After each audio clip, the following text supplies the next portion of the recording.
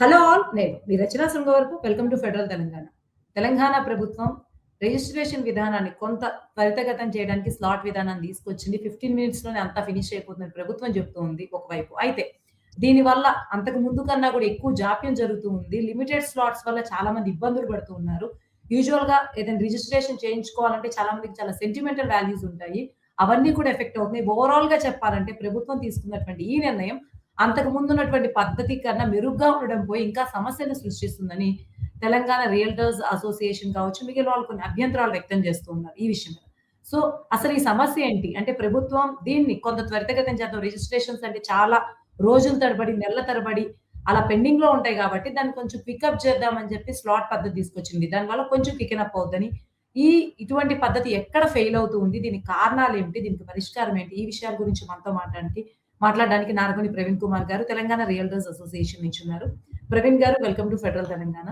So, నమస్తే అండి.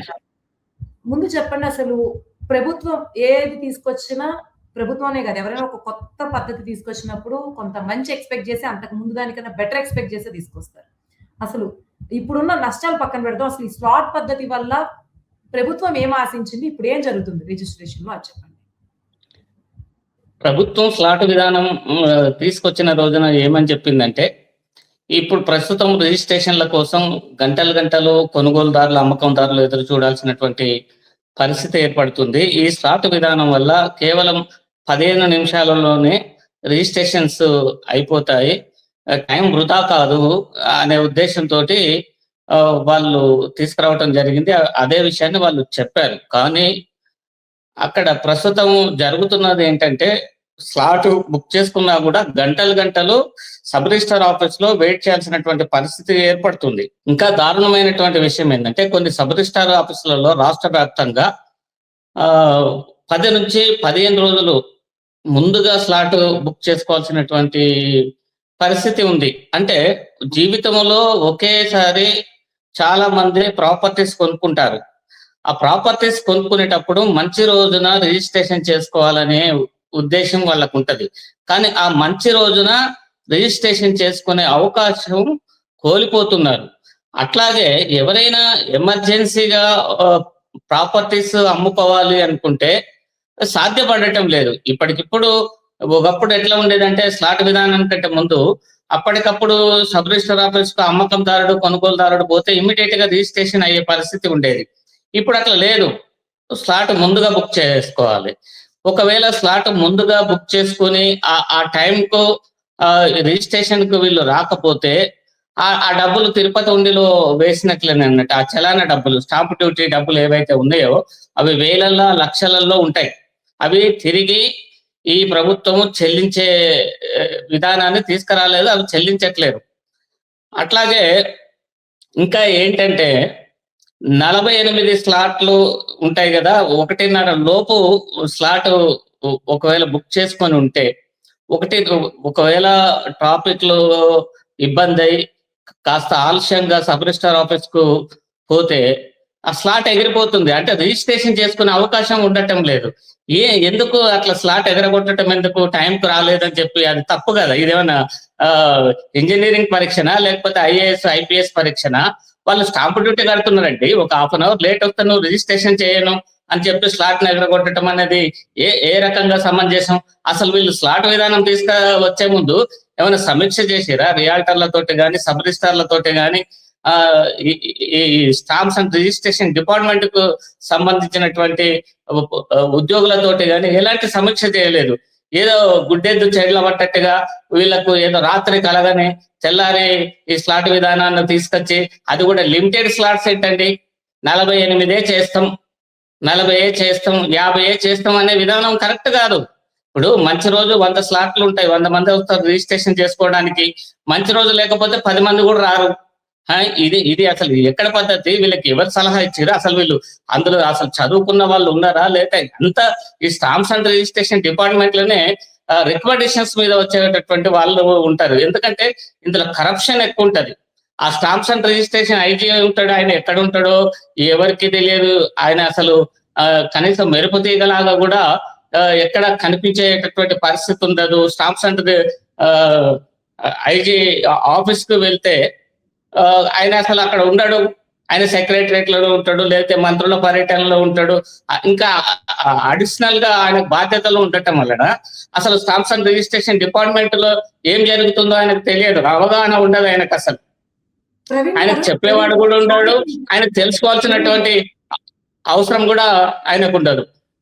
Sorry to interrupt. ఒకటి చెప్పండి, మీరు స్లాట్ విషయం గురించి మాట్లాడుతున్నప్పుడు యూజువల్ గా ఒక రిజిస్ట్రేషన్ ప్రక్రియ ఓవరాల్ గా యావరేజ్ గా చూసినప్పుడు ఎంత సమయం పడుతుంది? ఏదైతే వీళ్ళు చేస్తూ ఉన్నారో ఎన్ని అవర్స్ ఈ ఆఫీస్ వర్క్ చేస్తుంది? మీరు అన్నట్లు గంటకు ఒక 2 చేసినా సరే, వర్కింగ్ అవర్స్ 10 అవర్స్ వేసుకున్నా సరే ఎన్ని వస్తాయి చెప్పండి? సో ఓవరాల్ గా మీరు ఎన్ని, అంటే స్లాట్స్ అంటే నేనేమంటున్నా మేడం, మీరు ఇంకొకటి కూడా అన్నారు, లేట్ అయితే అంటే మళ్ళీ తర్వాత స్లాట్ కి అది ఎఫెక్ట్ కావచ్చు కదా. వీరు ఎలా వచ్చారో స్లాట్స్ పెట్టిందే టైం ని కొంత పర్టికులరైజ్ చేయడానికి, డిలే కాకుండా ఉండడానికి. మరి ఇక్కడ మళ్ళీ డిలే చేస్తే మళ్ళీ నెక్స్ట్ స్లాట్ వాళ్ళు కూడా అదే ఫీల్ అవుతారు కదా. సో ఓవరాల్ గా ఎన్ని స్లాట్స్ బాగుంటుంది? ఏదైనా ఇప్పుడు ఎవరైతే 15 నిమిషాలలో రిజిస్ట్రేషన్ అవుతుందని గప్పాలు కొట్టినటువంటి మంత్రులు ఎవరైతే ఉన్నారో వాళ్ళు సబ్ రిజిస్ట్రార్ ఆఫీస్ కు వెళ్ళి 15 నిమిషాలలో రిజిస్ట్రేషన్ చేసి చూపించాలి. వాళ్ళు చెప్పేది ఒకటి, అక్కడ జరిగేది ఒకటి. స్లాట్ బుక్ చేసుకున్నా కూడా ఆడ గంటలు నిరీక్షించాల్సినటువంటి పరిస్థితి ఏర్పడుతుంది. అది పచ్చి అబద్ధము. 15 నిమిషాలలో రిజిస్ట్రేషన్ అవుతుంది అనేది రాంగ్ ఇన్ఫర్మేషన్, అది తప్పుడు సమాచారం ప్రభుత్వం ఇస్తుంది. అసలు రిజిస్ట్రేషన్ ఏ విధంగా చేసుకోవాలి అనేది అవగాహన కూడా ఈ రాష్ట్ర ప్రభుత్వం లక్షలలో ఫీజులు తీసుకొని ఎవరికి అవగాహన కల్పించదు. ఎక్కడ యాడ్స్ ఉండవు, టీవీ యాడ్స్ కానీ పేపర్ యాడ్స్ కానీ, ఇగో మీరు ఈ విధంగా రిజిస్ట్రేషన్ చేసుకుంటే ఇగో మీ ప్రాపర్టీకి భద్రత ఉంటుంది అనేది ఏముండదండి. రిజిస్ట్రేషన్ చేసుకున్న వాళ్ళకు అదేమి భరోసా ఏముండదు. రిజిస్ట్రేషన్ చేసుకున్నంత మాత్రాన ప్రాపర్టీ అందులో ఉన్నటువంటి లీగల్ సమస్యలతోటి రిజిస్ట్రేషన్ డిపార్ట్మెంట్ కు ఎలాంటి ఏది బాధ్యత, రెస్పాన్సిబిలిటీ అనేది ఏమి ఉండదండి. వాళ్ళు రిజిస్ట్రేషన్ చేసేటప్పుడు ఏం చూసుకుంటారంటే స్టాంప్ డ్యూటీ కరెక్ట్ కట్టాడా లేదా, ఈ సర్వే నెంబర్ ప్రైవేట్ సర్వే నెంబరా కాదా, ఈ 2 చూసుకుంటారు. అంత తప్ప ఒక డాక్యుమెంట్ ని వెరిఫికేషన్ చేయాలంటే 15 మినిట్స్ పడుతుందండి. కానీ వీళ్ళు 15 మినిట్స్ లో రిజిస్ట్రేషన్ అవుతుందంటే అక్కడ ఫొటోస్ దిగాలి, ఏలు ముద్రలు వేయాలి, రకరకాల డాక్యుమెంట్ ప్రిపేర్ చేసుకోవాలి. ఇంకా దారుణం ఏంటంటే రాష్ట్ర వ్యాప్తంగా ఉన్న ప్రతి సబ్ రిజిస్ట్రార్ ఆఫీసుల్లో మినిమం 500 రూపాయల నుంచి, ఈచ్ డాక్యుమెంట్ కు 500 రూపాయల నుంచి 5,000 రూపాయల వరకు లంచాలు పుచ్చుకుంటేనే రిజిస్ట్రేషన్స్ అవుతున్నాయి. ఇది పచ్చి నిజం, ఇది అందరికి తెలిసినటువంటి ఇదే.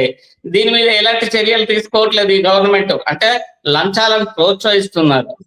అసలు లంచం ఎందుకు ఇవ్వాలండి? ప్రభుత్వ ఉద్యోగులు వాళ్ళకు నెల జీతాలు వస్తున్నాయి, కానీ లంచం ఇస్తే గానీ రిజిస్ట్రేషన్ కాదు. అసలు లంచం లేకుండా ఈ రాష్ట్రంలో ఒక్క రిజిస్ట్రేషన్ కూడా జరిగే పరిస్థితి లేదండి. ఇంకా నిజామాబాద్, ఆదిలాబాద్ లాంటి జిల్లాలలో ఒక్క ప్లాట్ రిజిస్ట్రేషన్ చేసుకుంటే 5,000 నుంచి 30,000 వసూలు చేస్తున్నారు. ఏదో చిన్న లిటిగేషన్స్ ని లేదా రెటిఫికేషన్స్ ఉంటే, రకరకాల చిన్న సమస్యలు ఉంటే వేలలో 25,000, 50,000, 1,00,000, 1,50,000, 2 లక్షలు ఇట్లా వసూలు చేసుకుంటున్నారు. ఇది సబ్ రిజిస్ట్రార్లకు అది అవకాశంగా ఏర్పడుతుంది. ప్రతి సబ్ రిజిస్ట్రారు ప్రతి జిల్లా రిజిస్ట్రార్ కు ప్రతి నెల మామూలు ఇచ్చుకోవాలండి. ఆ మామూలు మినిమం 3 లక్షల రూపాయల నుంచి 5 లక్షల రూపాయలు ఉంటుంది. ప్రతి సబ్ రిజిస్ట్రారు జిల్లా రిజిస్ట్రార్ కు 3 లక్షల రూపాయల నుంచి 5 లక్షల రూపాయలు ప్రతి నెల ఇస్తున్నారు. ఇది నిజం.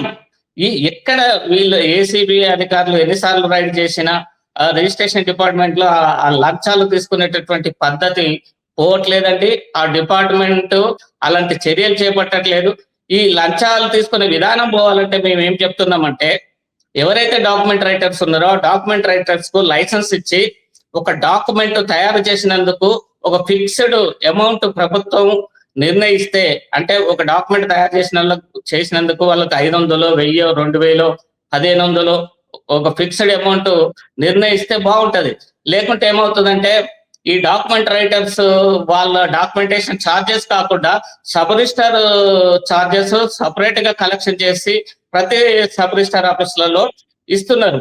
కాబట్టి మేము ఈ ప్రభుత్వాన్ని డిమాండ్ చేసేది ఏంటంటే, తెలంగాణ రియల్టర్స్ అసోసియేషన్ తరఫున ఖచ్చితంగా ఈ లంచగొండి విధానాన్ని ఈ శాఖ నుండి పారదోలాలంటే డాక్యుమెంట్ రైటర్స్ కు లైసెన్స్ ఇవ్వండి.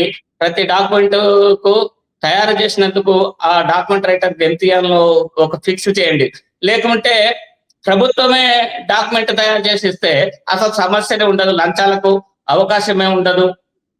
మేము ఖచ్చితంగా నేను ఆరోపిస్తున్నాను, విపరీతమైనటువంటి లంచాలు నడుస్తున్నాయి. మేము చాలా మంది సబ్ రిజిస్ట్రార్ల మీద కంప్లైంట్ ఇచ్చాము. కొంతమంది సబ్ రిజిస్ట్రార్ల మీద ఏసీబీ వాళ్ళు రైడ్ చేసి పట్టుకున్నటువంటి సందర్భాలు ఉన్నాయి. నిజామాబాద్ కానీ, మంచిర్యాల కానీ, లాస్ట్ ఇయర్ గట్కేసర్లో కానీ అనేక సబ్ రిజిస్ట్రార్ల మీద మేము కంప్లైంట్స్ ఇవ్వటం జరిగింది. ఈ సబ్ రిజిస్ట్రార్స్ మీద ఏసీబీ వాళ్ళు రైడ్ చేసిన, ఇన్కమ్ ట్యాక్స్ వాళ్ళు రైడ్ చేసిన వేల కోట్ల రూపాయలు దొరికే అవకాశం ఉన్నది. చాలా మంది వందల కోట్ల నుంచి వేల కోట్లు సంపాదిస్తున్నారు. ఇంకా ఈ చాలా దారుణమైనటువంటి విషయం ఏంటంటే పురుష ఉద్యోగుల కంటే మహిళా ఉద్యోగులు కరప్షన్ కి ఎక్కువ తెగపడుతున్నటువంటి సందర్భాలని మేము చూస్తున్నాం. ప్రవీణ్ గారు, ఇంకొకటి చెప్పండి, అసలు ఎప్పటి నుంచి స్లాట్ విధానం అమల్లోకి వచ్చింది? ఒక తెలంగాణ రియల్టర్స్ అసోసియేషన్ తరపున మీరు ఎంతమంది, అంటే దాదాపుగా ఎంతమంది ఈ సమస్యకు సఫర్ అవడం? అందరికీ అవే సమస్యలు రాకపోవచ్చు, కొందరికైనా సరే ఎఫెక్టివ్ గా ఉండొచ్చు. సో ఎంతమంది సమస్యలు మీరు అబ్జర్వ్ చేశారు? ఆ ఎక్స్పీరియన్సెస్ గురించి చెప్పండి. ప్రతి సబ్ రిజిస్ట్రార్ ఆఫీస్ లో సమస్యలు కొనుగోలుదారులు, అమ్మకందారులు ఎదుర్కొంటున్నారండి. ఇప్పుడు నాకు అత్యవసరం డబ్బులు ఉన్నాయండి, నా ప్రాపర్టీని నేను అమ్ముకోవాలి, కొనుక్కునే వాళ్ళు రెడీగా ఉన్నారు. పోయి రిజిస్ట్రేషన్ చేసుకుందామంటే అదే రోజు రిజిస్ట్రేషన్ అప్పటికప్పుడు చేసుకుందామంటే అవకాశం లేకుండా పోయింది. ఒకప్పుడు ఆ అవకాశం ఉండేది. ఇప్పుడు నేను రిజిస్ట్రేషన్ చేయకుండా నా ప్రాపర్టీ తీసుకున్న వాళ్ళు నాకు తిరిగి డబ్బులు ఇవ్వరు కదా, నా అవసరం తీరదు కదా. వాళ్ళకు డబ్బులు ఇస్తే నేను రిజిస్ట్రేషన్ చేస్తానో చేయను అనే భయం ఉంటుంది. నాకేమో అవసరానికి ఇమీడియట్ గా రిజిస్ట్రేషన్ కాకపోవడం వల్ల డబ్బులు రాక నేను సఫర్ అవుతున్నటువంటి సందర్భం ఉన్నది. ఇప్పుడు ప్రతి సబ్ రిజిస్టర్ ఆఫీసులో ప్రతి అమ్మకందారు, కొనుగోలుదారుడు రిజిస్ట్రేషన్స్ సమయానికి జరగకపోవడం వల్ల తగాదాలు వస్తున్నాయి. ఒక టైం పీరియడ్ పెట్టుకుంటారండి, ఒక 2 నెలలు, 45 రోజులు, 3 నెలలు ఒక రిజిస్ట్రేషన్ టైం పీరియడ్ పెట్టుకుంటారు. ఆ టైం పీరియడ్ జరిగిన తర్వాత వీళ్ళు స్లాట్, ఆ టైం పీరియడ్ లో స్లాట్ బుక్ చేసుకోవడానికి పోతే ఆ 10 రోజులకు, 12 రోజులకు, 15 రోజులకు స్లాట్ దొరుకుతుంది. దానివల్ల వాళ్ళిద్దరి మధ్య తగాదాలు ఏర్పడుతున్నాయి. నీకు ఇచ్చిన టైం అయిపోయింది, నువ్వు రిజిస్ట్రేషన్ చేసుకోవటంలో విఫలమైనవు, నాకు సంబంధం లేదు, నాకు డబ్బులు ఇవ్వమని అమ్మకందారుడు అంటాడు. కొనుగోలుదారుడు అయ్యో నువ్వు రిజిస్ట్రేషన్ చేయకుండా నేను డబ్బులు ఎట్లా ఇస్తానని చెప్పి కొనుగోలుదారుడు. ఈ విధంగా తగాదాలు ఏర్పడుతున్నాయి. ఈ స్లాట్ విధానం గతంలో బీఆర్ఎస్ గవర్నమెంట్ పెట్టి అది స్లాట్ విధానం సక్సెస్ కాకపోవటం వలన వాళ్ళు దాన్ని రద్దు చేసుకొని మళ్ళీ పాత పద్ధతిని రిజిస్ట్రేషన్స్ చేశారు. ఈ ప్రభుత్వం ఏదో వీళ్ళే కొత్తగా కనుక్కున్నట్టుగా వీళ్ళు మళ్ళా స్లాట్ విధానాన్ని తీసుకొచ్చి ఆ అమ్మకందారులు, కొనుగోలుదారుల మీద బలవంతంగా రుద్ది ఇబ్బందులు పెడుతున్నారు, ఇబ్బందులు పడుతున్నారు అనేది కూడా కనీస జ్ఞానం ఆ డిపార్ట్మెంట్ కు కానీ, ఆ మంత్రి గాని, ముఖ్యమంత్రి గాని లేకపోవటం ప్రజల దురదృష్టం అండి. చెప్పండి మేడం.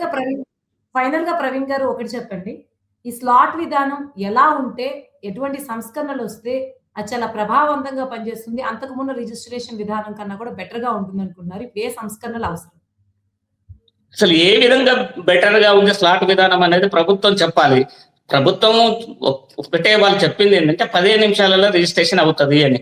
15 నిమిషాలలో రిజిస్ట్రేషన్ సబ్ రిజిస్ట్రార్ డాక్యుమెంట్ చదువుకోవడానికే సరిపోదండి. 15 నిమిషాలు పడుతుంది ఒక డాక్యుమెంట్ చదవడానికి. స్లాట్ విధానం వల్ల 8 నిమిషాలే ఉంటుంది. ఆ 8 నిమిషాలలో డాక్యుమెంట్ మొత్తము సబ్ రిజిస్ట్రార్ చదవలేడు. అందులో అనేక తప్పులు ఉంటాయి. ఆ తప్పులకు బాధ్యత ఎవరు వహించాలి? కొనుగోలుదారుడు ఎవరైతే కొన్ని రిజిస్ట్రేషన్ చేసుకుంటాడో అతని తర్వాత అందులో ఉన్న తప్పుల్ని మళ్ళీ సరి చేసుకోవడానికి మళ్ళీ సబ్ రిజిస్టర్ ఆఫీస్ కు పోవాలి. సబ్ రిజిస్టర్ ఆఫీస్ కు పోతే మళ్ళీ వాళ్ళు ఫీజు అడుగుతారు, అట్లాగే అన్అఫిషియల్ అమౌంట్ అడుగుతారు. లేతే అమ్మకం ఎవరైతే అంతకుముందు రిజిస్ట్రేషన్ చేసారో అతను రానంటాడు. అతను రానంటే సెల్ఫ్ రెక్టిఫికేషన్ చేసుకోవాలి. సెల్ఫ్ రెక్టిఫికేషన్ అనేది లీగల్ గా ఉండదని చెప్తారు. ఇట్లా అనేక సమస్యలు ఉన్నాయి. కాబట్టి ఈ స్లాట్ విధానాన్ని రద్దు చేసి పాత పద్ధతులనే రిజిస్ట్రేషన్ చేయాలి. ఇప్పుడు ఇతర దేశాల నుంచి వస్తారు, ఇతర రాష్ట్రాల నుంచి వస్తారు, అప్పటికప్పుడు ప్రాపర్టీ అమ్ముకొని పోదాం అనుకుంటారు. అట్లాంటి వాళ్ళకు అవకాశాన్ని కల్పించకుండా ఈ రోజు మేము రిజిస్ట్రేషన్ చేయం, 10 రోజుల తర్వాత రండి, 15 రోజుల తర్వాత రండి. ఏంటండి నాన్ సెన్స్? అసలుకే రియల్ ఎస్టేట్ కుదేలైపోయింది, బిజినెస్ లేదు, అనేక ఇబ్బందులు ఈ రియాల్టర్స్ గానీ, అమ్మకందారులు గానీ, కొనుగోలుదారులు గానీ ఎదుర్కొంటున్నటువంటి ఈ సందర్భంలో స్లాట్ విధానం బలవంతంగా రుద్ది ప్రజల్ని ఇబ్బందుల పాలు చేయటం అనేది ఈ ప్రభుత్వానికి తగని చర్య అని మేము తెలియజేస్తున్నామండి. మా అసోసియేషన్ 29 జిల్లాలలో ఉందండి. 29 జిల్లాల నుంచి కూడా ఈ స్లాట్ విధానం మీద కంప్లైంట్స్ ఉన్నాయి. మీరు స్థానికంగా ఏ డిస్ట్రిక్ట్ లో ఉన్నటువంటి రియాల్టర్లను అడిగినా కూడా స్లాట్ విధానానికి వ్యతిరేకంగా వాళ్ళు మీకు జవాబు చెప్తారు. కాబట్టి మేము తెలంగాణ రియాల్టర్స్ అసోసియేషన్ తరఫున ఈ ప్రభుత్వాన్ని వెంటనే స్లాట్ విధానాన్ని రద్దు చేసి పాత పద్ధతుల మీద రిజిస్ట్రేషన్ చేయాలని చెప్పి డిమాండ్ చేస్తున్నాం. థ్యాంక్ యూ ప్రవీణ్ గారు. ఓవరాల్ గా మీరు చెప్పిన దాన్ని బట్టి స్లాట్ విధానం వల్ల ఇంకా అవినీతి పెరిగే అవకాశం ఉంది. ప్రాక్టికల్ గా 15 మినిట్స్ రిజిస్ట్రేషన్ చేయడం అంటే ఇంపాసిబుల్. అంటే ఏ డాక్యుమెంట్స్ చదవడానికే టైం సరిపోదు. అది కూడా ఇన్‌కంప్లీట్ పనిగానే ఉండిపోతుంది. నామకే వాస్తే నడుస్తూ ఉంది. అంతకుముందు ప్రభుత్వం తీసుకొచ్చి ఫెయిల్ చేసినా సరే మళ్ళీ ఇదే ప్రభుత్వం చేస్తుంది. దీనివల్ల కాలయాపన తప్ప నిజంగా ఎవరైతే రిజిస్ట్రేషన్ చేస్తారో వాళ్ళకి అంతకు ముందు ఉన్నటువంటి ప్రయోజనం కూడా రావట్లేదు. అదే కదా ఫైనల్ గా? ఓకే. అంతే మేడం. ఇప్పుడు మీరు ఒక ప్రాపర్టీ ఇమీడియట్ గా మీకు ఈ రోజు డబ్బులు అవసరం ఉన్నాయి, ఏ మెడికల్ అవసరం కోసమో లేకపోతే ఎడ్యుకేషన్ ఫీజు కోసమో ఇమీడియట్ గా రిజిస్ట్రేషన్ చేసుకుంటే డబ్బులు వస్తాయని అనుకుంటారు. ఇమీడియట్ గా రిజిస్ట్రేషన్ చేసే అవకాశం మీకు లేదు కదా. లేకపోవడం వల్ల మీకు సమయానికి డబ్బులు అందవు కదా, మీరు ఇబ్బందులు ఎదుర్కొంటున్నారు కదా. మీరు అమ్ముతారు, నేను కొనాలనుకుంటే సబ్ రిజిస్టర్ ఆఫీస్ కు పోతే 10 రోజుల తర్వాత స్లాట్ ఇస్తాము, 15 రోజుల తర్వాత స్లాట్ ఇస్తాము, అది కూడా మంచి రోజు దొరకదు. ఇదంతా నాన్ సెన్స్ కదండి. కాబట్టి ప్రభుత్వం ఇమ్మీడియట్ గా దాని మీద సమీక్ష చేసి ఆ సమీక్షలో వచ్చినటువంటి రిజల్ట్ ఏ విధంగా ఉందో ఆ సబ్ రిజిస్ట్రార్స్ ని అడిగి తప్పనిసరిగా స్లాట్ విధానాన్ని రద్దు చేయాలని చెప్పి మేము డిమాండ్ చేస్తున్నాం. స్లాట్ విధానంలో 1:30 తర్వాత ఎగిరిపోవద్దు స్లాట్. ఆ రోజు ఏ టైంకి వచ్చినా కూడా రిజిస్ట్రేషన్ కావాలి, లేదా అన్లిమిట్ స్లాట్స్ పెట్టమనండి. అసలు స్లాట్ వల్ల ఉపయోగం ఏంది? ఎవరికి ఉపయోగం లేదు. 10 నిమిషాలలో రిజిస్ట్రేషన్ అవుతుంది అనేదే వాళ్ళు స్లాట్ విధానం తీసుకురావడానికి ముఖ్య కారణంగా ప్రభుత్వం చెప్పింది. కానీ 10 నిమిషాలలో ఏ సబ్ రిజిస్ట్రార్ ఆఫీస్ లో కూడా రాష్ట్ర వ్యాప్తంగా కావట్లేదు అనేది పచ్చి నిజం. ఈ అవకాశం ఉంటే ఖచ్చితంగా స్టాంప్స్ అండ్ రిజిస్ట్రేషన్ ఐజీ వెళ్ళి సమీక్ష ఒక సబ్ రిజిస్టర్ ఆఫీస్ లో కూర్చొని చూడమనండి. ఐజీకి తీరికనే ఉండదు, ఐజీ ఎక్కడ ఉన్నాడో తెలియదు, ఐజీ ఎవరిని కలవడు, ఎవరితోటి మాట్లాడాడు, ఇతర అధికారులు పట్టించుకోరు. కానీ లక్షలు మాత్రం ఫీజులు మాత్రం కొనుగోలుదారుల నుంచి రిజిస్ట్రేషన్ ఫీజు వసూలు చేస్తున్నారు. ఇది ఎంత దారుణమైనటువంటి విషయం అండి. అసలు ఇంత ఇబ్బందికి గురి చేస్తారా? మీకు ₹1,00,000 ఫీజులు చెల్లించాలి, మేము నిరీక్షించాలి.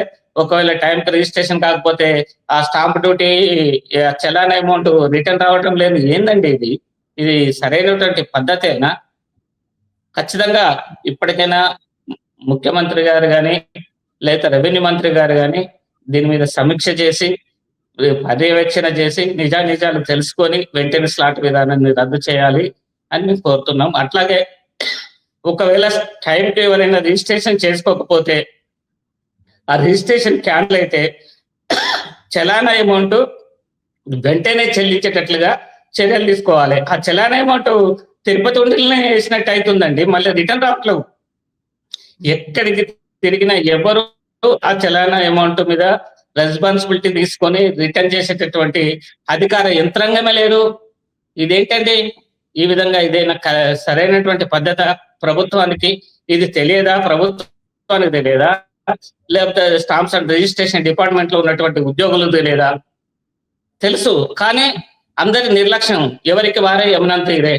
సబ్ రిజిస్ట్రార్లకు ఏంటి, వాళ్ళు ఎన్ని రిజిస్ట్రేషన్ చేసినాం, సాయంత్రం కలెక్షన్ ఎంత వచ్చింది. డిస్ట్రిక్ట్ రిజిస్ట్రార్లకు ఏంటి, ఈ డిస్ట్రిక్ట్ లో ఈ రోజు ఎన్ని రిజిస్ట్రేషన్లు అయినాయి, నాకు ఎంత మామూలు వస్తుంది నెలకు. ఆ పై అధికారులకు కూడా తలా ఇంత పంచుకుంటారు. ఇది జరుగుతున్నటువంటి విషయం.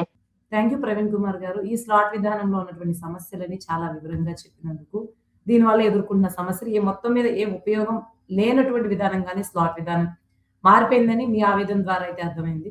Thank you so much. దీని ద్వారా ఉన్న స్పందన వస్తుందేమో చూద్దాం. Thank you madam.